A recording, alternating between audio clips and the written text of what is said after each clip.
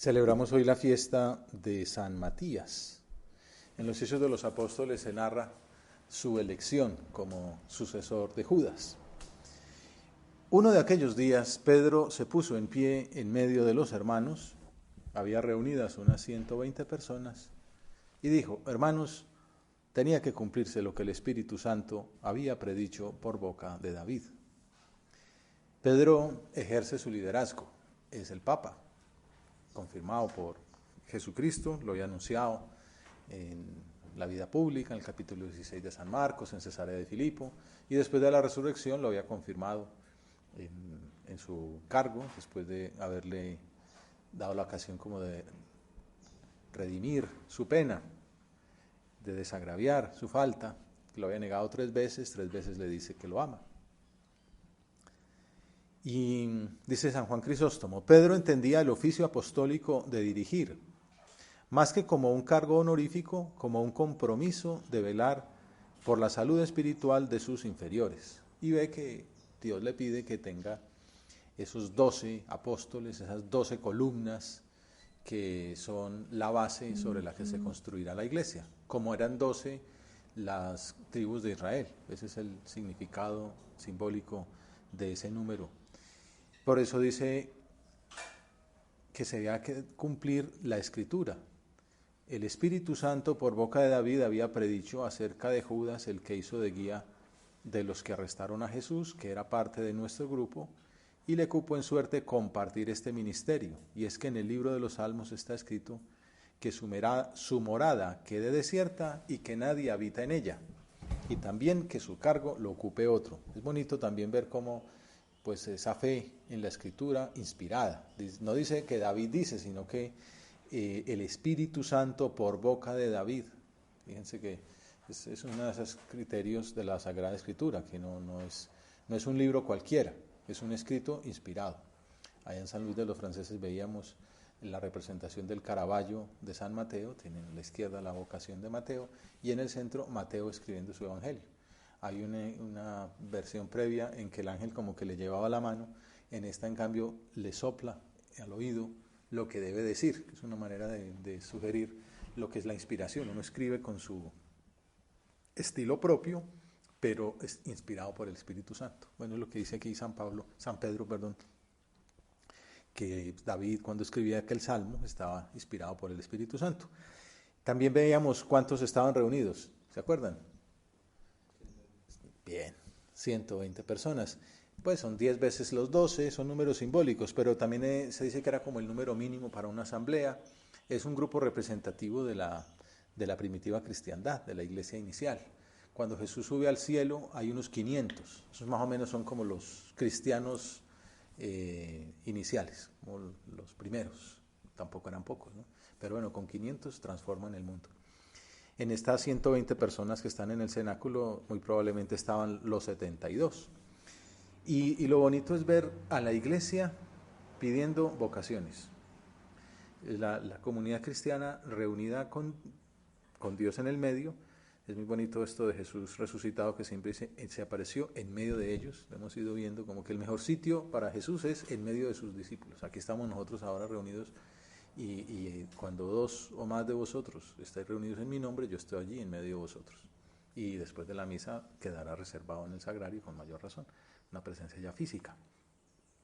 Francisco el Papa habla de la importancia de que en las comunidades cristianas haya un fervor apostólico contagioso. Hoy salía en el desayuno el tema de las vocaciones, ¿no? la crisis de vocaciones en toda la iglesia, en todo el mundo, que hay muy pocos, y hace falta ese ambiente espiritual de la comunidad apostólica que clama, ¿no? Que le pide a Dios. Algunos de ustedes decían: ¿qué solución hay, ¿no? Cuando hay diócesis muy pobres, el seminario muy vacío, y ciudades grandes, ¿no?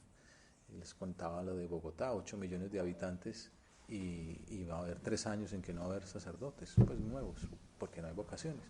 ¿Será que Dios ya no llama? No es verdad. Pues es más difícil, se ve que está más difícil que haya gente que escuche, y que hace falta que la comunidad, que la iglesia pida como pedían estos primeros, ¿no? Lo que dice Jesús: pedid al dueño de la mies que envíe obreros a su mies. pues ahora en nuestra oración comenzamos así: Señor, así como estos 120 primeros te pedían un sucesor de Judas, pues nosotros ahora también te pedimos que haya sucesores de los apóstoles, que haya gente que te siga, que tu mensaje llegue, porque haya personas que se decidan a tomarse muy en serio esta llamada. Donde hay vida, fervor, sigue diciendo el Papa, ganas de llevar a Cristo a los demás, surgen vocaciones genuinas.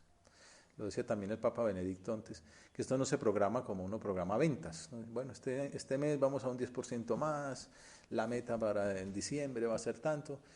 No, porque el que programa es Dios.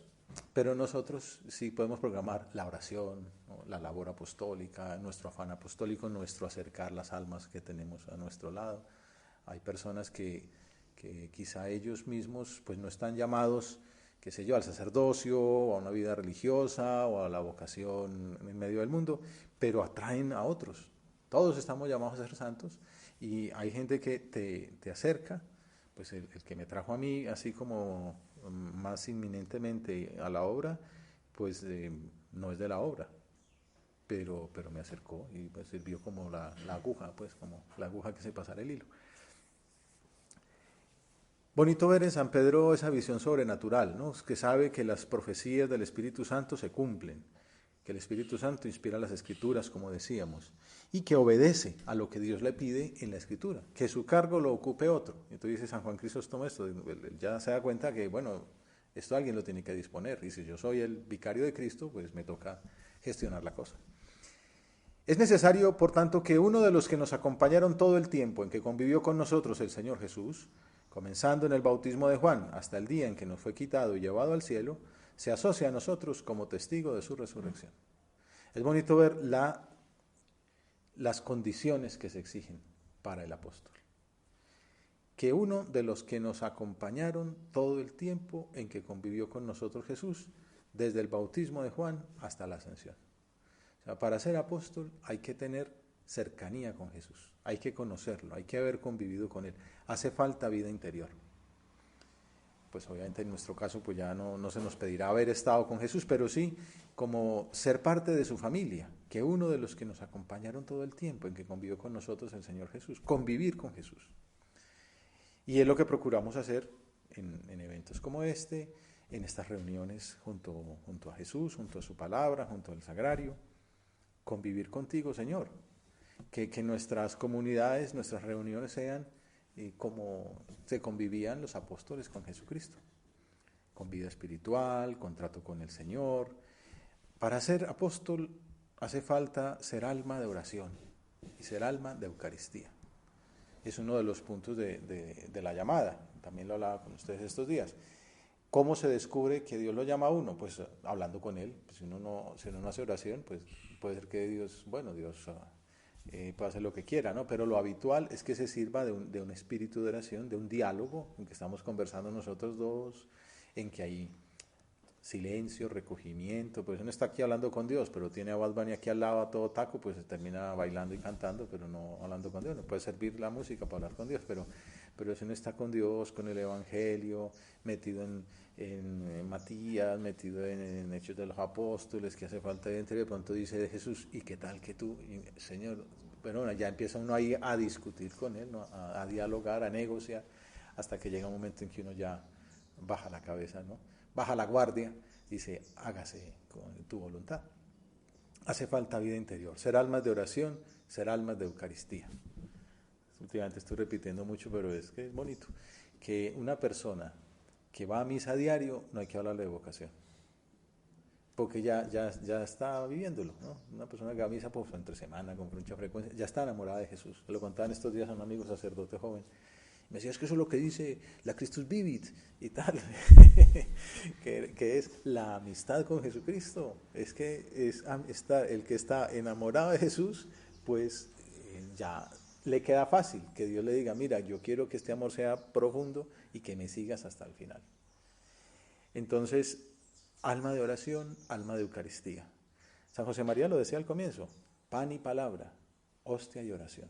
En la vida espiritual, la dirección espiritual que hacía con los jóvenes era que fueran personas que trataran a Jesús en el pan, en la Eucaristía, y que lo trataran en la palabra, en el Evangelio, en la hostia, en la oración. Ser amigos de Jesús. El Papa Francisco decía, nosotros hemos recibido este don como destino, la amistad del Señor. Esta es nuestra vocación, vivir siendo amigos del Señor al igual que los apóstoles. A veces uno ve la vocación solamente como una cosa institucional o como unos requisitos que hay que cumplir, unas acciones que hay que hacer. Hay que ir a misa, hay que ir a unas reuniones. No, la vocación es ser llamado, vocare, llamar. Y ¿quién llama? O sea, se llama por alguien. ¿Y quién llama? Jesús. La vocación es un diálogo, la oración es un diálogo, una conversación entre dos amigos. La vocación es amor, es una relación de amor, la amistad es una relación de amor. Y entonces son dos personas que se aman. Y el corazón humano está hecho para amar. Y por eso nosotros somos amigos, nos queremos entre nosotros y queremos a toda la humanidad y queremos que la gente se salve. Y por eso somos amigos de nuestros amigos y por eso les queremos dar lo mejor que tenemos, que es a Jesucristo, y los acercamos al Señor. Pero amor, hay como una jerarquía, el amor grande, pues para Dios, que es el amor con mayúscula. En el fondo, uno como que está llamado a querer al mejor, al más grande, ¿no? Como que uno dice, no, pues yo tengo, por decir algo, alguno de ustedes de pronto muy famoso, que uno diga, hombre, tengo muchos seguidores, ¿no? Miles de seguidores, pero dice, pero entre todos ellos hay la seguidora, ¿no? La que es, ¿no? Que es la dueña de mi corazón o lo que sea, ¿no? Bueno, pues con Jesucristo igual, como diciendo, entre tanto cariño que tengo a mi gente, a mis parientes, a mis amigos, el amor principal para ti, Señor, el amor con mayúscula. La relación con Jesús, amistad. Todos los cristianos hemos recibido este don, la apertura, el acceso al corazón de Jesús, a la amistad de Jesús. Hemos recibido en suerte el don de tu amistad. Nuestro destino es ser amigos tuyos. Es un don que el Señor conserva siempre. Acuérdense que el prelado de la obra, una de las primeras cartas que escribe es sobre la amistad. Él escribe cada año, llevamos 3, creo que ya 4, cartas gordas, cartas amarillas. Cada menos escribe un mensajito de 3 párrafos y una vez al año una carta más larguita, y pues una sobre la vocación, y otra sobre la centralidad de Jesucristo, otra sobre la fidelidad, otra sobre la amistad. Para enseñarnos, nuestra vocación es de ser amigos, amigos de Dios, amigos de Jesucristo, amigos de los demás, amigos de nuestros hermanos. Porque el apostolado no es cumplir, invitar. Yo lo invité a una convivencia. No, el apostolado es ser amigo de esa persona, querer lo mejor para él, y lo mejor para él es que se salve. ¿Y de dónde aprendemos? ¿Cuál es la escuela de esa amistad? La amistad de Jesucristo, el corazón del Señor. Ya cuando está terminando su paso por la tierra dice, yo no os llamo siervos, sino amigos, porque el siervo no sabe lo que hace su Señor. Y no hay amor más grande, no hay amistad más grande que la de aquel que da la vida por sus amigos. El gran amigo es Jesucristo. Y es un don que el Señor nos da. Y nuestro destino es ser amigos suyos. Es lo que dice el Papa, muy bonito. Entonces, para ser apóstol hace falta vida interior. Y una vida interior, en segundo lugar, que se hace expansiva. La oración y los sacramentos son el alma de todo apostolado. No me puedo quedar con ese don tan grande para mí solo. Pues efectivamente, el que sigue a Jesucristo es una persona que está feliz. Y me pregunto, ¿usted por qué está tan contento? Pues porque Dios me ama, porque soy hijo de Dios, porque Dios es mi amigo, me escogió, me llamó para ser su amigo. Lo recibo en la Eucaristía, me da una comunidad que me acoge. Pues es que somos sembradores de paz y de alegría. Nos sale natural.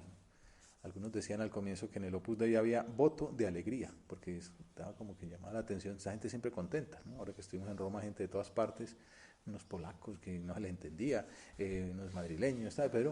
Pero todos sonrientes. En el fondo nos entendíamos, bueno, el inglés ayuda mucho, pero nos entendemos con la sonrisa, ¿no? Con que esta gente estaba contenta, ¿no? Y pues ellos sí que no entenderían lo que nosotros decíamos, pero a punta de sonrisas nos entendíamos, ¿no? El cariño, el estar todos unidos a Jesús. Parece que entre los que estaban allí era pues entre los candidatos que se van como perfilando para suceder a Judas, hay 2 que destacan. Uno que se llama José. José, que además tenía un apodo. y el apodo era nada más y nada menos que el Santo. Es necesario, por tanto, que uno de los que nos acompañaron todo el tiempo en que convivió con nosotros el Señor Jesús, comenzando desde el bautismo hasta la ascensión, se asocia a nosotros como testigo de su resurrección, ¿no? Como testigo. Por eso lo de la vida interior para ser testigos. O sea que es una llamada con misión, que decíamos no es para nosotros solos, es para los demás. Y entonces parece que, ¿se acuerdan? Los discípulos, había como una serie de círculos concéntricos. Jesús a todos los quería, pero tenía unos como más cercanos. Había 3 que eran intimísimos. ¿Se acuerdan quiénes? Juan, Pedro y Santiago. Juan y Santiago hermanos, Pedro socio de ellos, eran los que lo acompañan al Tabor, los que lo acompañan pues a la resurrección de la hija de Jairo, los que lo acompañan en Getsemaní. Luego están los 12 apóstoles, y luego están los 72, que eran los que mandó de 2 en 2 por ahí a 36 pueblos, y luego están pues estos 120, y luego están los 500, son como círculos concéntricos. Parece que estos 2 candidatos para pertenecer a los 12 son tomados de los 72, eso dice un autor antiguo. Propusieron 2, José llamado Barsabá, de sobrenombre justo. Entonces vamos a escoger entre 2, el justo, o sea el santo, y Matías, sin sobrenombre, nada. ¿Ya? Era uno de los puntos que quería que miráramos en esta oración, como esas aparentes injusticias, bueno, ese modo de orar de Dios que es tan curioso, ¿no? El Señor, la vocación es un regalo inmerecido, es un misterio, ese es el gran tema, ¿no? El Señor tiene otra lógica, ¿no? Llama la atención que los mejor dispuestos no son siempre lo que el Señor llama. El endemoniado de Gerasa, por ejemplo, a mí me impresiona. ¿Se acuerdan cuando Jesús lo hace el exorcismo? ¿Cómo se llama? Porque en ese exorcismo ahí el que tiene el poder es el que domina, el que saca el nombre. Y hay un momento en que el diablo le pregunta a Jesús, ¿cómo te llamas? Y Jesús dice, ¿quién eres tú? Y entonces, o sea, Jesús no le va a dar el nombre al diablo, pero el diablo sí le toca dar el nombre a Jesús. Y entonces le dicen, somos legión, somos muchos.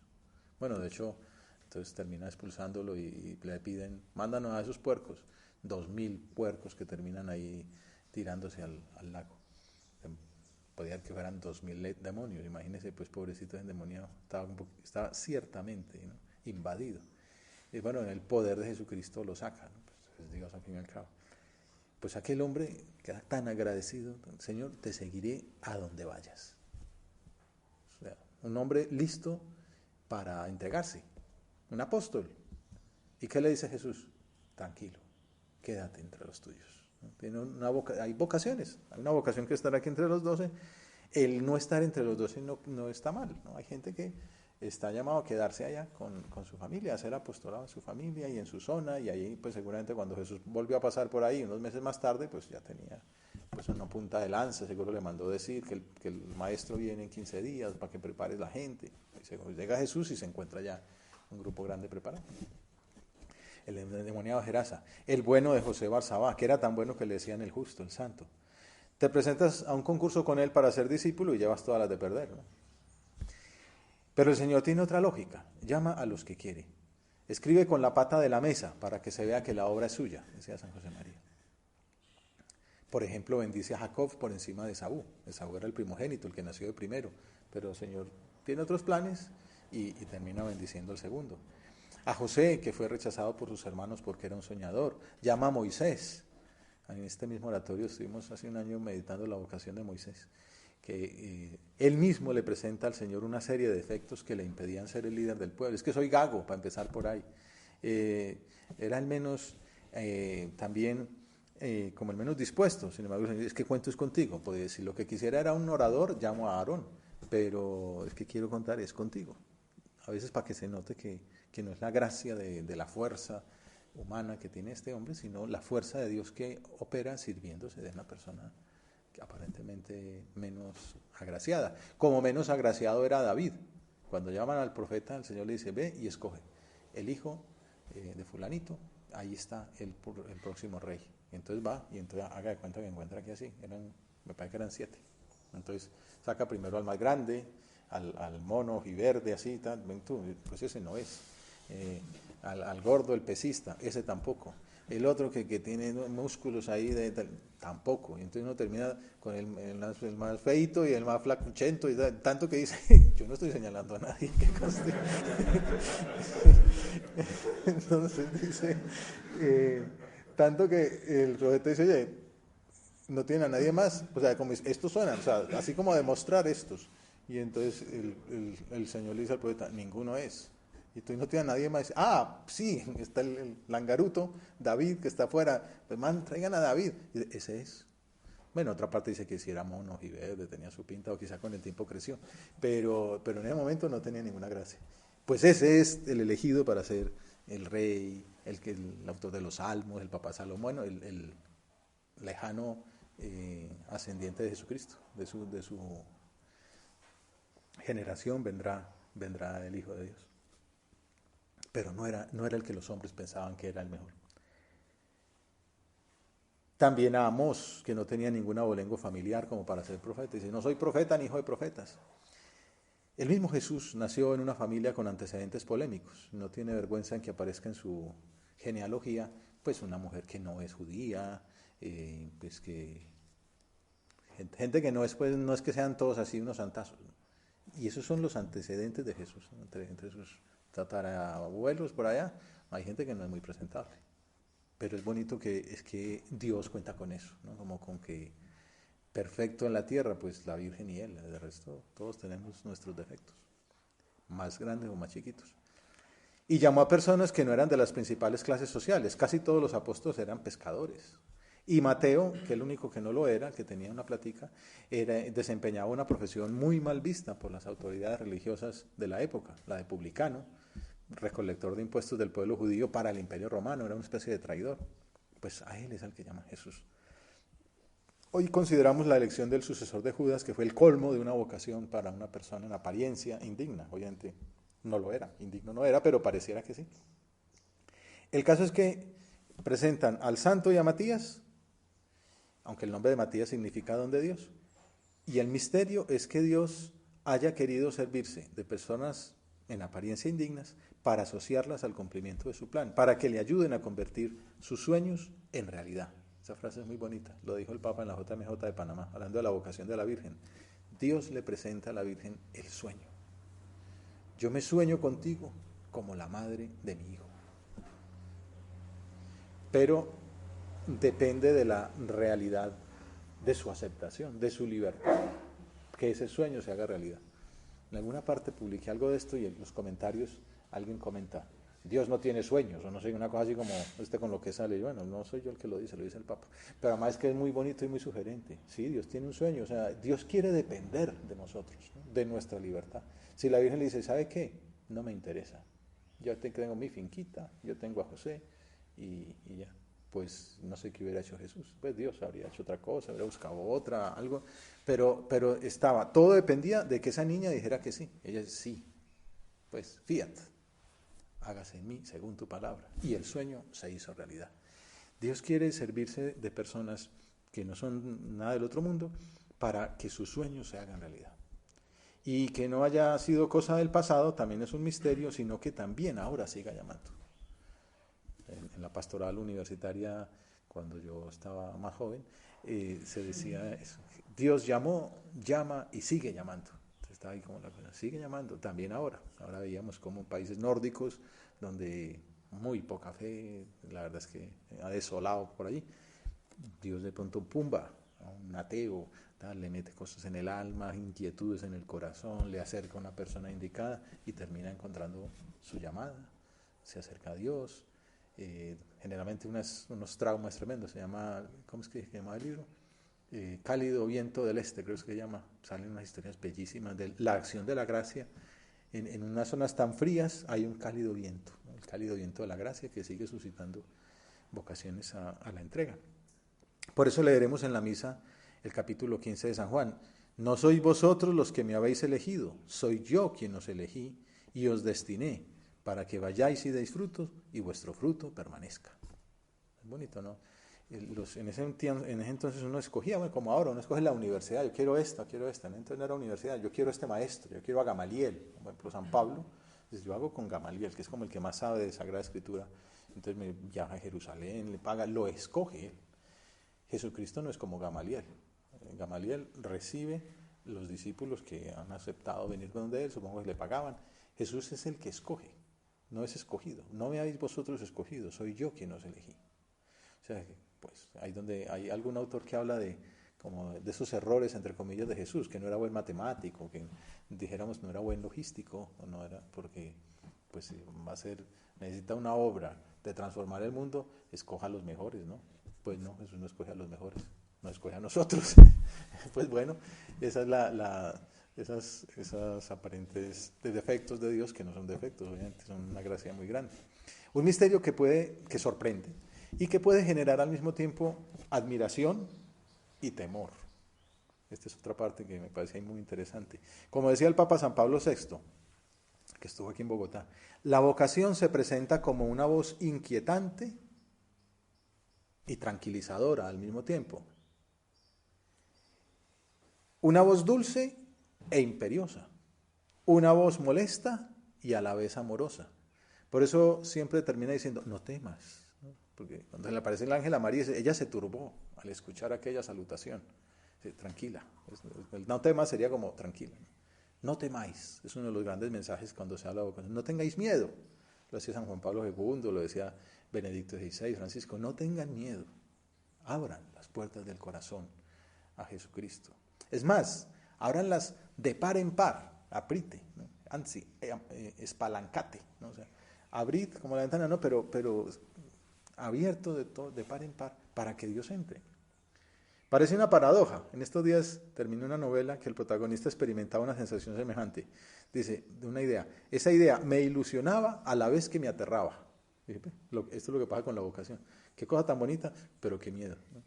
Qué bueno ser amigo de Jesús, qué bueno ser apóstol. Hay una canción de Jesucristo Superstar que habla de eso. Siempre deseé ser un apóstol y contar al mundo mi verdad, ¿no? Escribirla en los evangelios. Puede ser que uno tenga esas ilusiones, pero al mismo tiempo, qué miedo ser eso, porque eso implica, ese honor implica sufrimiento, ¿no? Implica compromiso, implica que se me enredan mis seguridades. La vocación inquieta, atrae, ilusiona, pero al mismo tiempo aterra, molesta, preocupa. Por eso en la Escritura Dios mismo se adelanta ese advirtiendo no temas. Quizás porque, como decía San Juan Pablo II, el miedo quita la libertad. A veces uno se bloquea porque el miedo, ayer hablaba con un amigo con el que almorcé, biólogo, decía que el miedo quita el dolor, ¿no? Por eso la gacela sigue corriendo cuando el león está detrás, aunque tenga la pata ya luxada, pero no se pone a pensar, ay, me está viendo la pata, ¿no? Hay que correr.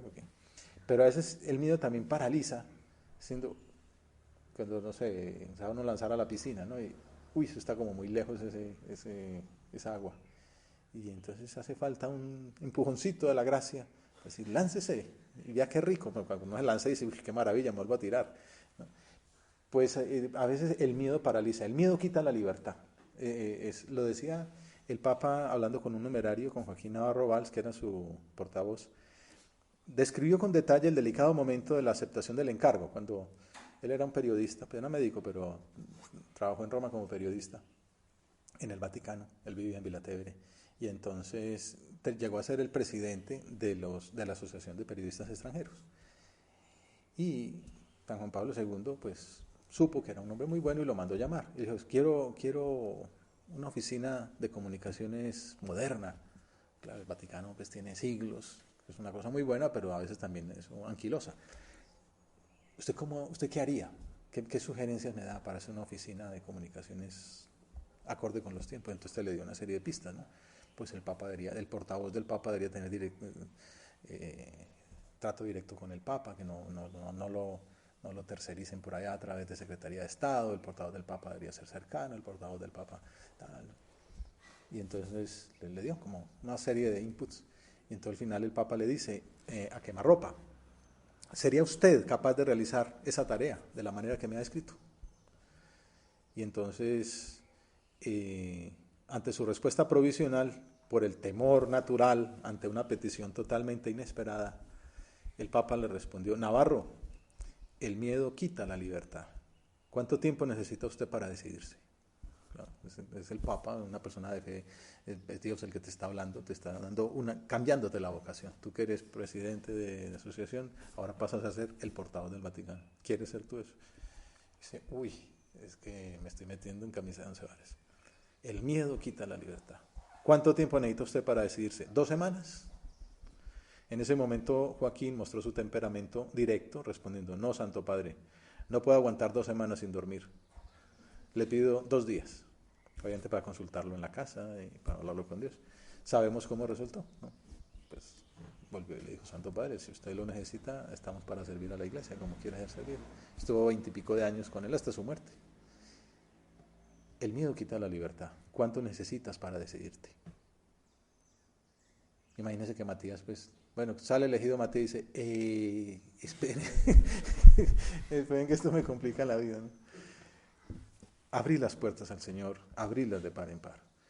Es lo que hace San José María también. Dice, no sabía lo que era que el Señor me pedía, pero seguía adelante, adelante, con mi pobre correspondencia a la bondad de Dios, esperando lo que más tarde habría de recibir. A los 16 años, ve esas huellas en la nieve, dice, no sabía, pero seguía adelante. Se mete al seminario, de cura, se ordena, sabe que no es totalmente eso lo que Dios le pide, pero va adelante, esperando lo que más tarde, en el 28, habría de recibir. ¿Cómo describe él mismo la vocación? Y así terminamos. Si me preguntáis cómo se nota la llamada divina, cómo se da uno cuenta, os diré que es una visión nueva de la vida. Es como si se encendiera una luz dentro de nosotros, luz en la inteligencia, diría el Prada actual. Una luz en la inteligencia, un impulso en la voluntad, misterioso que empuja al hombre a dedicar sus más nobles energías a una actividad que con la práctica llega a tomar cuerpo de oficio. Esa fuerza vital que tiene algo de alud, arrollador, es lo que otros llaman vocación. La vocación nos lleva, sin darnos cuenta, a tomar una posición en la vida que mantendremos con ilusión y alegría. No complica, no molesta, es pura felicidad, llenos de esperanza, hasta en el trance mismo de la muerte. Veíamos a Monse, veíamos todos estos santos que vimos hace poco, hasta la muerte. Es un fenómeno que comunica al trabajo un sentido de misión, que ennoblece y da valor a nuestra existencia. Jesús se mete con un acto de autoridad en el alma, en la tuya, en la mía. Esa es la llamada. Bueno, Matías fue llamado, aceptó, hizo un trabajo humilde. En el canon de la misa no aparece entre los apóstoles, aparece como una especie de santo de segunda, pero qué llamada tan grande la que tuvo, y qué cielo tan grande, pues por eso lo celebramos como un apóstol más. A María, la reina de los apóstoles, le pedimos que interceda ante su Hijo para que se cumpla lo que pediremos en la colecta de la misa. Oh Dios, que agregaste a San Matías al colegio de los apóstoles, concede por su ayuda a quienes nos alegramos en la suerte de tu predilección, ser también contados nosotros entre los elegidos.